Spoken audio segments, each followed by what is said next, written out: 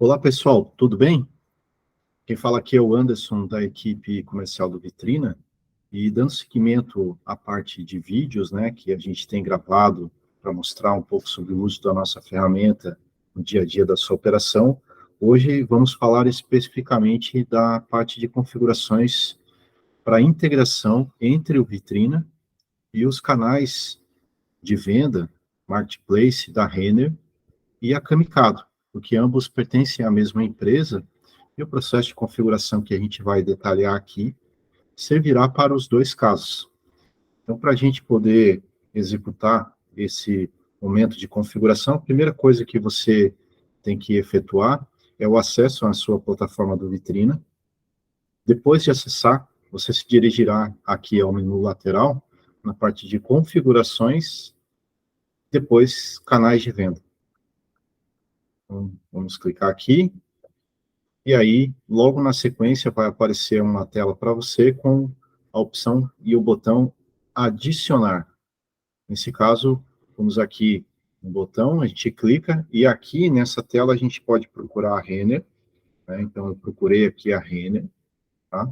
Assim como também, né, a Camicado, que está aqui nessa telinha, tá? A gente vai ver as duas telas em separado, mas a diferença basicamente consiste somente, obviamente, na parte da contratação.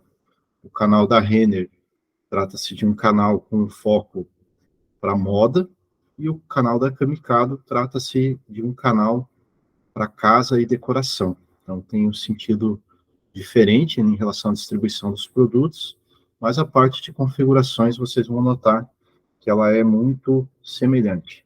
Então, se nós pegarmos aqui o canal da Renner, que é o primeiro que a gente vai falar aqui, a gente seleciona, clica em adicionar, e aí a gente já vai ter aqui a distribuição da tela com as configurações. O que é muito importante nessa tela? Bom, lá no fluxo de contratação do canal, quando você está desenvolvendo a parte de contratação comercial, você está falando com um hunter, um comercial do canal, ele vai conduzir a parte contratual, e em um determinado momento que essa parte contratual estiver evoluída, ele vai passar para você duas informações. Ele vai perguntar qual vai ser o integrador que você vai utilizar, então é importante que nesse momento já tenha sido definido o Vitrina como integrador, e depois dessa definição e que vai dar continuidade no contrato para finalização dessa parte, ele vai fornecer para você duas informações, tá? Que aqui no nosso painel a gente chama de usuário e senha, e lá, para eles chamam de App Key e Token, tá? O App Key e o Token são equivalentes às duas informações que nós temos aqui. Apesar dos nomes serem diferentes, eu vou dizer para vocês aqui que o usuário é o App Key. Então, sempre que ele passar essa informação para você, o App Key é o usuário e o Token é a senha. Nesse caso, a informação que ele passar para você, você vai colocar nesses dois campos. Perceba que ao lado do campo existe um asterisco em vermelho, exatamente porque são as duas informações obrigatórias. Sem essas duas informações, a integração ela não funciona. E quem passa essa informação é o próprio canal, no andamento do contrato, na finalização do contrato, ele passa essas informações, tá? Essas informações precisam ser obtidas através do canal da Renner ou da Camicado. Outra coisa muito importante aqui no fluxo de contratação é a parte de URL. Em um determinado momento desse fluxo contratual, eles vão solicitar a você, como lojista, que você obtenha, através do Vitrina, a URL de integração, ou eles podem colocar no e-mail uma chamada escrita como endpoint. Então, eles escrevem para você e falam, para dar seguimento ao processo de contratação, por favor, obtenha com o seu integrador Vitrina as URLs ou endpoints para integração. O que é a URL? O que é endpoint, né? Trata-se da URL de callback que dentro do painel do Vitrina, para a sua loja, tá? Isso é específico para cada loja, porque existe um código aqui que é específico. Então, a loja A tem um código, a loja B tem outro código, mas a sua loja, no momento em que você deve passar essa informação para Renner ou para a Camicado, é através desse campo. Então, você vai obter essa URL aqui, tá? De forma geral, né? Então, você vai pegar todo o conteúdo dela e você vai responder ao e-mail ou responder ao Hunter da Renner e da Camicado, olha, a minha URL lá com o Vitrina é essa. E aqui é uma única URL do Vitrina para 3 endpoints que eles pedem. Então, não há problema ele solicitar, olha, eu preciso do endpoint de cotação, do endpoint de pedido, do endpoint de catálogo. Ele vai colocar que precisa de 3, e você vai responder ao Hunter, ao e-mail, com essa única URL. Então, ela vale para os 3 endpoints que o canal solicita. Tá? Cada loja, como eu disse, tem a sua URL. No caso aqui, a gente está adicionando a Renner.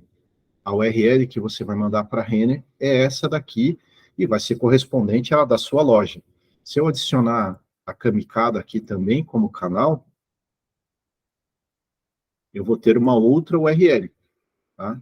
Então, além, né, desse caso aqui, eu estou adicionando 2 canais, apesar de serem canais que pertencem à mesma empresa, tá? Eu tenho 2 URLs diferentes, mas perceba que esse código aqui, que é o código que identifica a sua loja dentro do Vitrina, se eu olhar aqui, esse código é exatamente o mesmo que eu tenho aqui.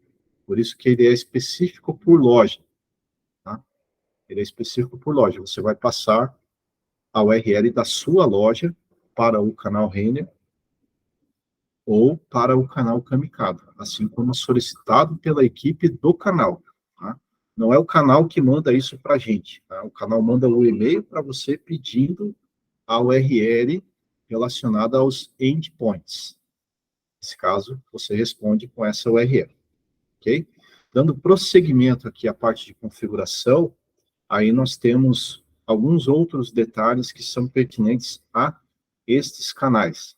Primeiro, nós temos um campo chamado markup, que aqui a gente trata o markup relacionado ao preço, né? Ou seja, se eu tenho um item que custa R$100 dentro da minha base, do meu cadastro, mas eu quero que o preço no canal seja diferente, eu posso trabalhar com markup.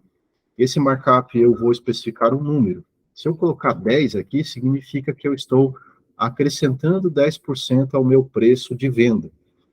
Mesmo que o item tenha um preço de entrada no Vitrina de R$100, o preço que vai ser enviado para o canal vai ser R$110, porque eu estou incrementando em 10% todos os meus itens que serão enviados para a Renner ou para a Camicado em 10%.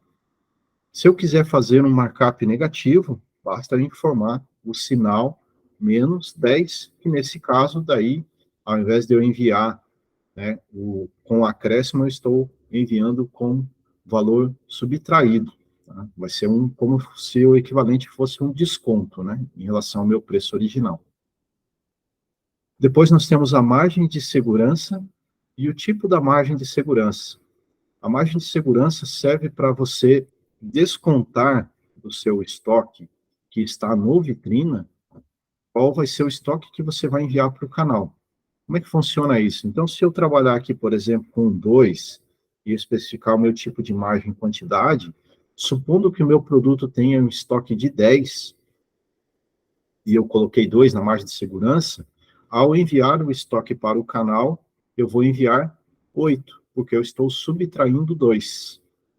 Essa é uma operação de subtração, né? A margem de segurança é exatamente para eu não mandar o meu estoque todo para o canal. Também serve se eu colocar em percentual. Se eu quiser descontar 10% do meu estoque, eu mudo aqui, coloquei 10 e aqui eu mudei para percentual. Nesse caso, ele vai fazer uma subtração em percentual. Então, há 2 formas de você trabalhar com a margem, em quantidade ou em percentual. Isso é muito relevante exatamente para efeito de controle do teu estoque que está no Vitrina versus o estoque que está no canal. Depois nós temos um outro campo, que é o estoque fictício. Esse campo é utilizado para operações onde existe a necessidade de efetuar a inclusão do produto no canal, porém o produto não necessariamente tem estoque disponível. O que, que significa isso? É um produto que muitas vezes ele vai ser ainda produzido. Quando o cliente for efetuar a compra, ele vai comprar o produto normalmente, porém muitas das vezes que isso acontece, o prazo de entregas é maior. Por exemplo, produtos maiores, né? Se eu vou vender um guarda-roupa, se eu vou vender um produto que eu não tenho ele à pronta entrega, que eu ainda preciso ou obter com o revendedor, com a indústria, para poder entregar ao meu cliente final. Então, dessa maneira, eu estou colocando o estoque fictício em 100, mas se eu não tiver estoque disponível, esse estoque vai ser sempre o estoque do item. Então, ele vai aparecer no canal como disponível para que o cliente efetue a compra. Quando o cliente efetuou a compra, o estoque que seria baixado, digamos que ele comprou uma unidade, o estoque vai cair para 99. Só que imediatamente o estoque vai voltar a ser 100, porque esse campo, ele é um campo que fica o tempo todo mandando essa informação de 100 para o canal. Então, sempre vai ser 100 o estoque, até que eu venha aqui e mude esse número. Por isso a gente chama de estoque fictício, é um estoque inexistente. É simplesmente para manter o item ativo no canal e vendendo. É claro que a questão do prazo para entrega é outro ponto que a gente vai falar quando a gente falar de tabela de frete. Mas aqui o objetivo é fazer com que o item esteja sempre ativo no canal e vendendo.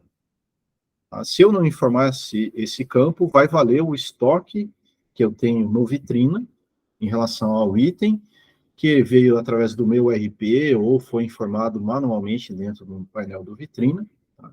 E ele vai ser o estoque que vai ser mantido no canal e ele vai sendo reduzido conforme exista a venda nos canais, ou ele vai sendo incrementado conforme eu tenho novas entradas desse estoque.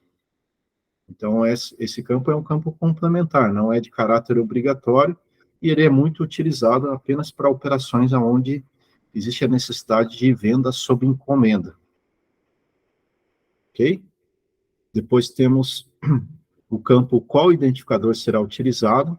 No Vitrina, nós trabalhamos com 3 tipos de identificadores.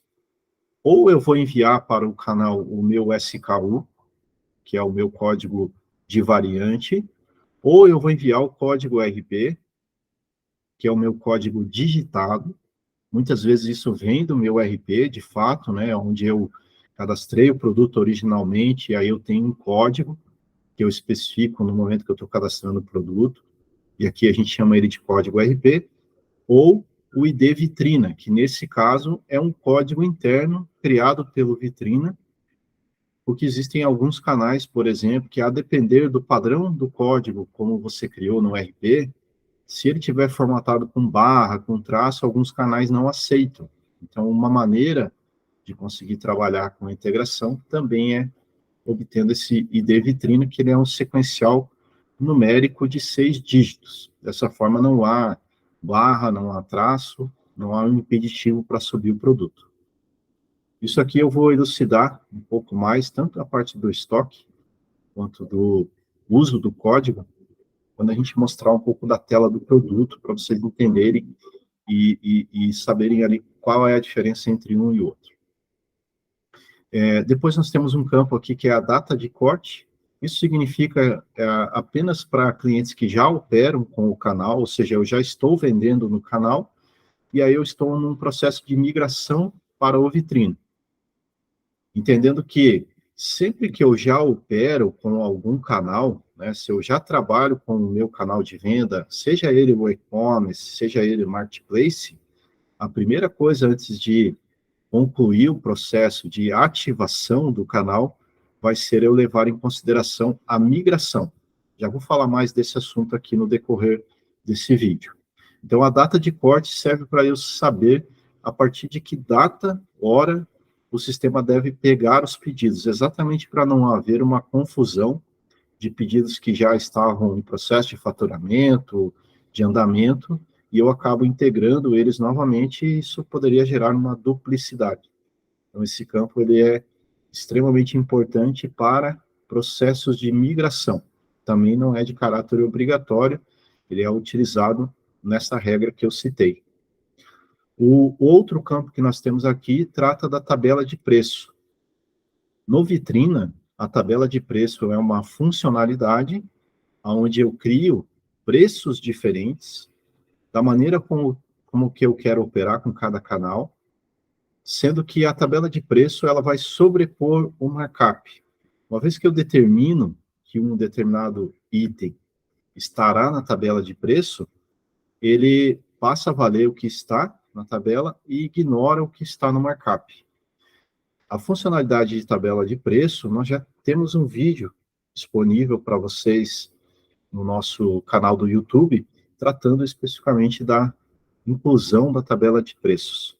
É muito importante visualizar porque faz parte também da estratégia comercial. Quando aplicar e de que forma criar essa tabela e vincular a tabela ao canal. Por fim, nós temos alguns campos complementares, sendo que o primeiro trata da adição de novos produtos ao cluster. Lembrando que o fluxo do Vitrina é, se eu tenho um RP e eu vou conectar esse RP com o Vitrina, a primeira parte, que também temos em vídeo para te ajudar no processo de configuração e de entendimento de como usar cada um desses cenários, você vai configurar o seu RP, o produto vai chegar até o Vitrina. Depois que ele está no Vitrina, existem duas formas dele seguir ao canal. Uma é, você vai usar a rotina de gestão de clusters, que fica aqui na parte de menu produtos, gestão de clusters, e aí você define quais os produtos você quer enviar para cada canal, ou se você simplesmente quer enviar todos os produtos que chegarem do seu RP no Vitrina, ou todos os produtos que você está cadastrando no Vitrina para o canal Renner ou Kamikado, você marca essa opção, significa dizer que todo produto ali que chegou dentro do Vitrina vai ser adicionado automaticamente ao cluster. E o que é o cluster? O cluster é o grupo de produtos que você vai efetivamente enviar para o canal. Então, significa que eu posso ter um cadastro com 1.000 produtos, mas para a Renner eu defino que eu vou enviar somente 500. Então, o cluster é o grupo de 500 produtos que eu defini para o canal da Renner. Se eu vou ter 700 na Kamikado, o cluster é o grupo de 700 produtos da Kamikado, sendo que cada cluster é o nome do próprio canal. Assim você vai saber que eu tenho 500 na Renner e eu tenho 700 produtos na Kamikado. Por isso, a necessidade de usar o cluster, e ele pode ser manual, como eu disse, usando a tela de gestão de clusters, ou ele pode ser automático, enviando o produto para o cluster, e do cluster com a possibilidade de já enviar ao canal, usando essa configuração. Caso você não queira que todos os produtos que cheguem até o seu painel do Vitrina sejam enviados para o canal, é importante deixar essa opção desmarcada. E aí você vai passar a usar a rotina manual para enviar esses produtos ao cluster. Outra configuração que nós temos aqui é sobre produtos revisados. Se essa opção estiver marcada, significa que o produto só vai ser enviado para o canal se ele estiver revisado. E o que é o revisado? Na nossa tela de listagem de produtos, existe um campo de controle que você tem que indicar que esse produto está revisado. Ele pode ser feito em tela, ou ele pode ser feito de forma em massa, via planilha em Excel. Já vamos falar também um pouco mais deles assim que a gente entrar na tela ali de produtos, somente para elucidar a aplicação de alguns desses campos ou regras. Depois nós temos aqui uma outra funcionalidade que trata da sincronização de atualização. Isso aqui é basicamente assim, toda vez que o produto for alterado no Vitrina, em relação a conteúdo de nome, descrição, imagens, dimensões, peso, se esse campo estiver marcado, significa que o Vitrina vai tentar mandar esse produto atualizado para o canal. Então, eu alterei o nome e eu quero que esse que esse nome reflita no canal da Renner ou na Camicado. Basicamente, estando marcada essa opção, o próprio sistema vai enviar essa alteração para o canal. E aí, chegando lá no canal, o canal vai efetuar o processo de atualização. Lembrando que atualização em canais possuem regras diferentes. No caso do canal da Renner e da Camicado, sempre que você efetuar uma alteração de conteúdo no seu produto, é importante comunicar à equipe da Renner e da Camicado sobre essa alteração, uma vez que o fluxo deles é um fluxo ainda manual em relação à publicação, e eles precisam saber que você precisa alterar esse produto por algum motivo, nome, descrição, e essa alteração ela vai ser processada. Esse aviso, ele precisa ser feito através da central de chamados do canal. Isso porque são processos diferentes, né? O Vitrina envia a alteração, mas quem efetua, de fato, a alteração é o canal. Por último, nós temos um campo que trata aqui sobre o método de cotação. O canal Renner e o canal Camicado, eles não possuem contratos próprios com transportadoras ou correios. Dessa forma, para você poder comercializar o seu produto nesses canais, você precisa ter um contrato com os correios ou trabalhar com transportadoras. Exatamente porque o custo do frete que vai ser pago pelo seu comprador, quando o produto estiver à venda nesses canais, esse custo é o custo que virá para você como parte da venda para que você efetue o envio do item ao comprador. Então, é importante entender que a cotação, assim como o envio e o controle desse fluxo, é feito por quem vende. No caso, você. Se você está vendendo ao canal, você tem que controlar esse fluxo sobre a questão de valor de frete, prazo de frete, acompanhamento de entrega, exatamente porque esses dois canais, né, eles não têm um fluxo automatizado em relação à questão de etiquetas e postagem. Então, esse campo, ele se aplica na definição de qual método de cotação você vai usar. No Vitrina, nós temos o método de cotação padrão, que nesse caso é formado por uma tabela de frete. Tá? A tabela de frete, ela precisa ser criada no sistema, e aí aqui você vai adicionar a sua tabela de frete, e você vai preencher o arquivo modelo. Esse arquivo modelo, você vai dar um nome para essa tabela, você vai colocar o seu CEP de origem, o status dela e o tipo, se ela é econômica, normal ou expressa. Normalmente, para os Correios, nós temos uma econômica, que é chamada de PAC, e uma expressa, que é chamada de SEDEX. Se você for trabalhar com tabelas diferentes, é importante você colocar tipos diferentes também, até porque os prazos e os preços serão diferentes se você for enviar mais rápido, geralmente custa mais caro, se você vai ter um prazo maior de envio, geralmente é mais barato. Aqui, na criação da tabela de frete, é importante você entender que são dois tipos de funcionamento. Um, você preenche o modelo, e esse modelo ele é formado por colunas de CEP, prazo, preço e peso. Vou trazer aqui para a tela para vocês visualizarem. Então, é uma tabela super simples, onde eu preciso especificar o CEP inicial, isso eu estou falando da minha entrega, né? Para quais regiões eu vou atender. Então, eu preciso especificar o CEP inicial, o CEP final, o peso inicial e o peso final dos meus produtos. A parte de volume inicial e volume final, só aplica-se apenas eu trabalho com peso cubado. Nesse caso, se você não trabalha com peso cubado, informe simplesmente 0 e informe aqui no volume final 999 mil, porque aí esse filtro fica coberto em relação a todos os itens que você trabalhar, e ele sempre vai pegar pelo peso do item, tá? Ele vai obter o CEP do comprador e o peso do item para poder retornar a informação do preço e o prazo.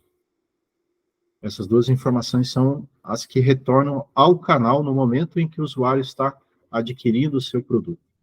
Região e sub-região serve para você poder diferenciar regiões onde você vai conseguir trabalhar com preço melhor ou prazo melhor, e também pode servir depois para você efetuar promoções, se você quiser dividir a sua tabela. Não é obrigatório o uso dessas duas colunas, tá? Mas é importante se você for trabalhar depois com promoções. Inclusive, nessa planilha do Excel, nós temos a aba Instruções, onde diz aqui qual é o padrão de campos que você tem que utilizar. É muito importante entender que isso é um modelo e que você tem que seguir o modelo para que a tabela funcione. Se eu trabalho com produtos por quilo, aqui eu tenho que informar em gramas. Eu não posso informar decimais. A característica da informação do CEP, a característica do uso das demais informações, sempre seguindo a aba Instruções. Seguindo esse modelo, preenchendo a planilha corretamente, você salva essa planilha e depois você importa essa planilha através do subo a minha planilha aqui e depois eu posso até vincular essa tabela, a canais em separado. Isso trabalhando com tabela offline, que a gente chama de frete. Eu posso também trabalhar com uma integração direta com os correios. Então, eu não vou usar a tabela manual e eu vou puxar a minha tabela através do meu contrato.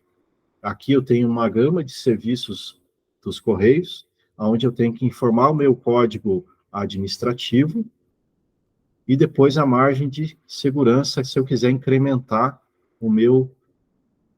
a minha tabela, tá? Depois de feito isso, o sistema ele vai rodar, vai puxar a tabela dos correios para cá, e essa tabela vai ser criada no sistema exatamente baseada no serviço que foi escolhido. Então, se foi PAC, vai gerar uma tabela PAC. Se for SEDEX, eu tenho que selecionar um serviço SEDEX, e ele vai gerar uma tabela SEDEX. Feito essa configuração, ela é uma configuração padrão. Por isso que lá, na parte de formatação, de configuração do canal, lá vai estar definido como padrão. Caso eu opere com algum gateway de frete, ou seja, eu tenho um contrato, por exemplo, com a Frenet ou a Interpost, que são empresas que fazem o serviço de despacho, acompanhamento de entregas, aí, se eu trabalhar com esse tipo de serviço, eu tenho que lembrar que eu tenho que mudar aqui, tá? Mas isso só vai aparecer para você, esse serviço, se você realmente habilitar. E, nesse caso, é importante consultar a nossa equipe para que você efetue a configuração correta aqui do método de cotação. Lembrando, se você trabalha com contrato dos Correios ou você vai usar a tabela offline, aqui vai ser padrão. Isso só mudaria se você usa algum outro método de entrega diferente desses dois que eu citei. Após efetuar essa configuração toda aqui no nosso painel, você tem que lembrar de ativar a sua integração e depois salvá-la, para que ela tenha efeito. Então, é importante lembrar desses dois momentos aqui. A integração precisa estar ativa e você precisa salvar. Só lembrando novamente que, se você já trabalha com o canal, se você já vende no canal, é importante que você deixe ele desativado, mas salve a configuração e você nos envie, através da nossa central de ajuda, um pedido de migração. Assim, a equipe vai avaliar os itens que já estão no canal com os itens que estão no Vitrina para te ajudar no processo de migração. Se você ativar sem efetuar a migração corretamente, isso pode significar que ou os itens serão atualizados de forma incorreta, ou itens serão criados de forma incorreta no canal. Então, é importante tomar cuidado com esse momento. Se já opera com o canal e deseja continuar com os mesmos itens que já estão lá, o processo é migração. Se você está configurando o canal pela primeira vez, aí sim é um processo de carga de produtos novos, ou seja, eu estou num processo de enviar os produtos para o canal, lá não existe nenhum item ainda ativo, não existe nenhum item sendo comercializado dentro do canal. Então, eu estou começando do zero. Se eu estou começando do zero, eu não preciso abrir nenhuma solicitação de migração. Migração é apenas para os casos em que já se opera vendendo os itens dentro do canal. E agora, para concluir, vamos mostrar aqui para vocês essas questões relacionadas ao estoque e ao identificador que será utilizado. Lá na nossa tela de listagem de produtos, a gente já falou disso em vídeos anteriores, mas é importante notar que o Vitrina ele possui um código de produto, que é a primeira coluna. Se o produto possui variação, né, aqui é a distribuição de um produto com variação, mas eu tenho o código do produto e depois eu tenho o ID do Vitrina, que a gente falou lá, eu posso usar ele como chave de integração. Eu posso usar o SKU, ou eu posso usar o meu código RP. Essas informações, essas duas informações, tanto o SKU quanto o RP, o código RP, eles vêm do seu RP, no momento que você cria o item, integra ele com o Vitrina, então essas duas informações elas podem vir do seu RP, ou elas são criadas exatamente no momento que você adiciona um novo produto dentro do painel do Vitrina. Perceba que aqui, por exemplo, eu tenho um produto aqui que é um produto com variação, onde eu tenho o código do produto pai, e os produtos que são as variantes, né, eu tenho aqui uma formatação, onde eu tenho uma identificação de SKU e uma identificação do meu código RP. Geralmente, esse código RP é o que mais faz sentido para a operação, por ele remeter ao produto da forma como ele foi cadastrado no seu sistema de gestão, no seu RP. Tá? Só tem que tomar cuidado exatamente com alguns canais que rejeitariam essa formatação composta por traço, barra, qualquer informação que possa inviabilizar a subida do produto através desse código. Caso você tenha dúvida se isso se aplica ou não ao canal, consulte a nossa equipe, que a gente vai passar para você se aquele canal possui alguma restrição de formatação no código. Então, essa é a regra que envolve a questão que a gente falou lá sobre o identificador. Tá? Vou voltar aqui somente para a gente frisar em relação à questão do painel, aonde essa informação se encontra. Então, aqui no canal, esse é o campo. E aí, aqui eu vou dizer qual é a informação que eu vou usar. No momento que eu envio o produto para o canal, qual vai ser o código que o canal vai receber. O ID variante, o código RP ou o ID vitrine. Código RP, o ID variante, que é o SKU, ou o ID vitrine.